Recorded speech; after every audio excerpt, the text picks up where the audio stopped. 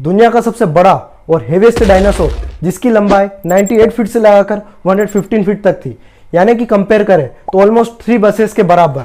और इसकी यही मैक्सिमम साइज अटेंड करने में इस डायनासोर को लगभग 40 साल का समय लग जाता था। वहीं इस डायनासोर के वजन की बात करें तो ऑलमोस्ट 72 टन से लगाकर 88 टन, यानी कि एवरेज 15 इंडियन एलिफेंट्स के बराबर इस डायनासोर का वजन है। अब क्योंकि इतना बड़ा शेप और साइज था तो इनके ओवरऑल बॉडी वेट को सपोर्ट करने के लिए 4 लेग्स थे, जिसके अंदर इनके लेग्स की लेंथ की बात करें तो 15 फीट तक लॉन्ग होते थे।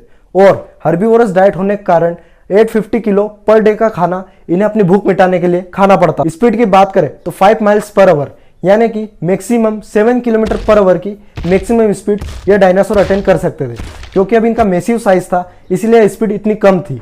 और इनके ट्रंक लेंथ यानी कि हिप टू शोल्डर की लंबाई की बात करें तो 23 फीट तक थी।